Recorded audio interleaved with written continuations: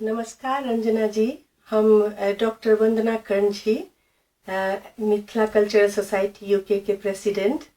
हम अपन पूरा परिवार के तरफ से अहाँ के बहुत बहुत आभारी छी जे अहाँ अपन म्यूजिक उस्ताद सबके साथ एतेक सुंदर गायकी से हमरा सबके एकदम गर्वान्वित कऽ देलहुँ। हम की कहू, अहाँ के बड़ाई तऽ जेना सूरज के दिया देखेनाइ छै, ओतेक शब्द हम आबिए नहीं सकै छी। लेकिन अहाँ के देवी स्वरूपा रूप जेना साक्षात सरस्वती अहाँ के वाणी में बसल है रहे। अहाँ के उस्ताद सब हुनकर म्यूजिक मन पूरा जेना लागल कि एकदम जादू भ रहल छै।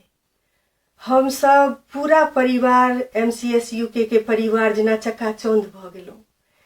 अहाँ जे गीत गेलहुँ, मोरा अंगना में उगी गेलै चांद, आ हमर फरमाइश पर जे अहाँ गीत गेलहुँ, पिया मोरा बालक हम तरुणी रे, ई अब की कहू, तै लेल तऽ हम सब अहाँ के बहुत बहुत आभारी छी।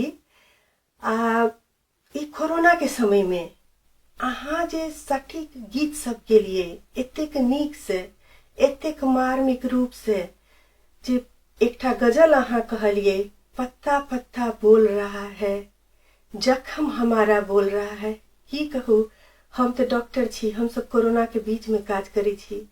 एना लागल कि जेना अहाँ के शीतल आवाज हमर सबक घाव पर मरहम के काज केलक। हम सब या ते एज ए डॉक्टर कोरोना से मारल छी, या परिवार सब एठाम सब संघर्ष कर रहल छै, इंडिया में संघर्ष कर रहल छै। ते अहाँ के हम हृदय से आभारी छी जे अहाँ अपन गायकी में इहो संदर्भ आनलो।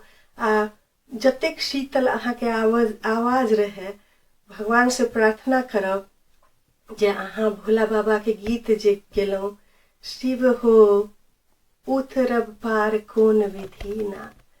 तो हमू सब इस सावन में भोला बाबा से कहे छिए कि भगवान हम अपना के हमरा के रास्ता बता दिए कि केना इस संकट चल जाए। एतबे कहब कि मन नहीं भरल रंजना जी। सब पूरा मिथिला परिवार हमर एठाम जे छथि, सब कहैत रहैत कि रंजना जी से मन नहीं भरले और हुनका आवे पड़ते, फिर आवे पड़ते। हम सब पूरा परिवार के तरफ से भगवान से, भगवती से, शिव जी से यह कामना करब कि अहाँ के परिवार आ उस्ताद जी सब दीर्घायु होइत, सब बहुत बहुत उन्नति करैत, आ हमरा सबके बीच में फेर आबैत।